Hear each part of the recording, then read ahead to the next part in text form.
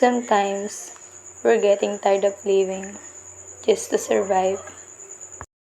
So here's the poem for you. Hindi ko pa rin maiwasan isipin ang tanong na, ano na nga ba ang naabot ko? Bakit pakiramdam ko ay masyado na akong kasayado sa oras at hindi na ako makausad? Bakit kulang pa rin, sabi ng mga boses sa utak ko? Minsan, hindi din sapat ang salitang kaya ko. Yan ang lagi kong binidikta sa sarili ko. Kaya ko nga ba talaga?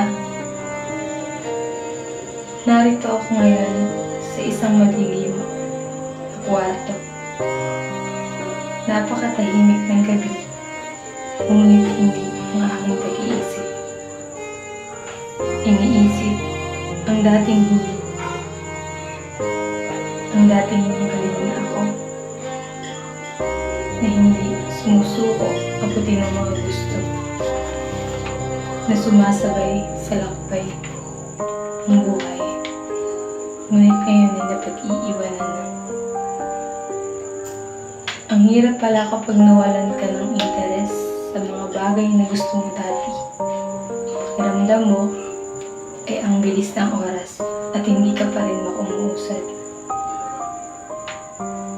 Marami pang tinta ang panulat, ngunit hindi mo na kayang dugtungan at balak mo na kaagad tutukan. Ang tagal ko na rin palang naging kampante. Ang tagal na rin pala. Habang pinagmamasdan ko ang aking mukha sa salamin na ang nagbibigay lang ng liwanag ay ang buwan, dito sa loob ng kwarto, ay aking iniisip na sana may kumato. Sana magkaroon ulit ako ng gana mangarap. At sana hindi pa uli ang lahat. Kahit ang hirap maglakad sa lakbay ng buhay, ay umaasa pa rin ako na sana may liwanag pa rin naghihintay sa akin. Kaya mo rin ako na nangangarap at lumalaban sa buhay, naghihintay ng liwanag kahit mahirap pa hindi nawawalan ng pag-asa. Ako ay katulad mo rin na nag-aangad ng tagumpay sa buhay.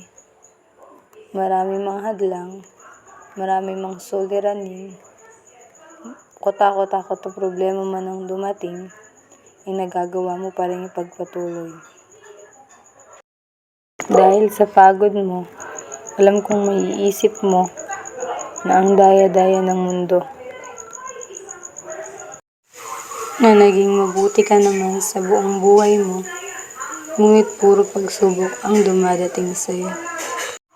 Sana, sa kabila ng lahat ng pinagdadaanan mo, ay isipin mo pa rin lumaban. Sana hindi ka mapagod sa buhay. Pilitin mo sanang alalahanin ang nasimulan mo. Mahirap mang maglakbay sa hampas ng alon, ay sana pilitin mong lumangoy upang makaahon. Alam kong kaya mong lagpasan lahat ng pinagdadaanan mo ngayon. Isipin mo ang mga taong naniniwala sa'yo. Dahil mas kilala ka nila, hindi na mga boses sa utak mo.